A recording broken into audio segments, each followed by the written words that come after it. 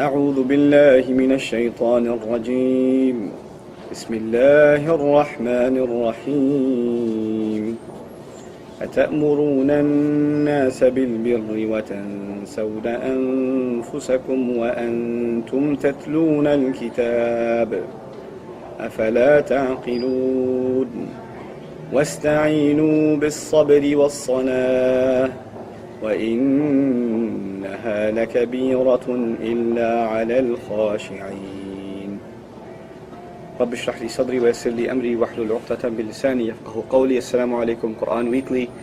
I'd like to share with you yet another reminder, this one particular to those of you that are involved in any sort of Islamic activity. You're volunteering at a Sunday school, at an Islamic school, you're helping out at the MSA, you're working in a youth group, you're helping put a conference together or bringing educational programs to your community, you're trying to help with a soup kitchen or a humanitarian cause, you're running a halaqah for the youth, etc., etc., etc. There's so many activities that many of you are involved in, and you're doing them for the sake of Islam. It also includes learning the deen and attending courses and things like that. But we are learning all this stuff, and a lot of times, you know what happens? And I speak from personal experience.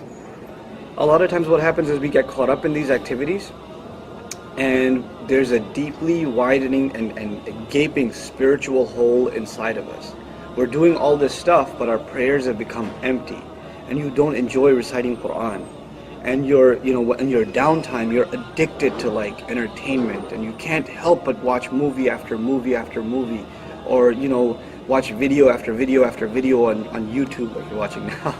Or, but I'm saying, stuff to entertain yourself, or video game after video game, and you can't help yourself. You're caught in this cycle where every time you're by yourself, you're doing this stuff that you hate yourself for, and you know that you should be doing something better with your time. You just can't get yourself to do it.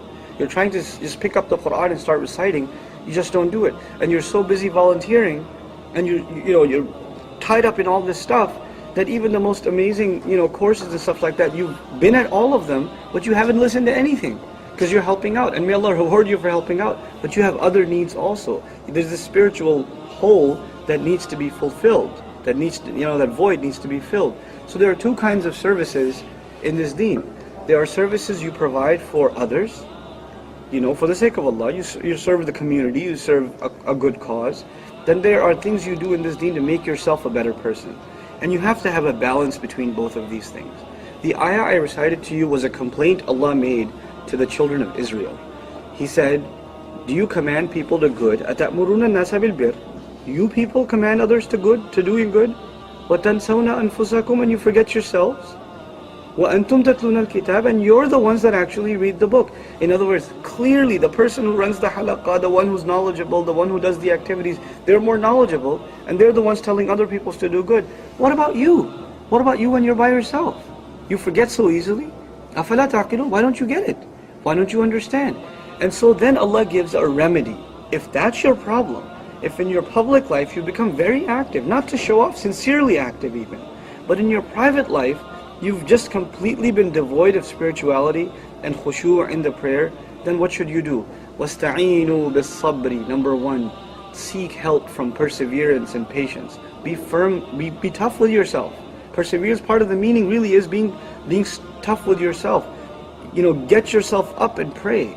Force yourself to turn that thing off and go recite some Quran or memorize some ayat, or do some ibadah, make some dua, memorize a new dua or two.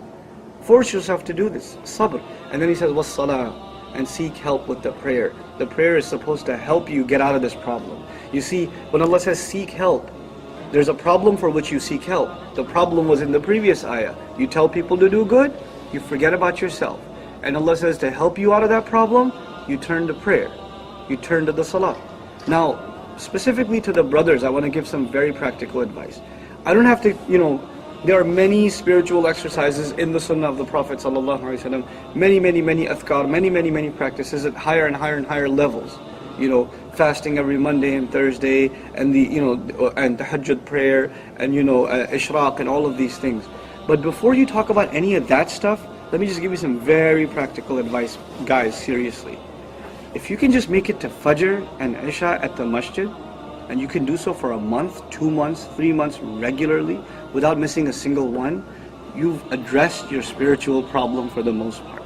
The way you feel after you come back from the masjid, after praying Fajr, you will know that feeling. It cannot be argued with you, it cannot give you evidences for it. You yourself will be the witness that something has changed about me. Something is different. Especially Fajr. And don't miss Isha. And I say these two because of course the Prophet's promise ﷺ, that if you can catch both of those, it is as though you were in worship the entire night. So start with that. Start with the essential. And then we'll work our way up.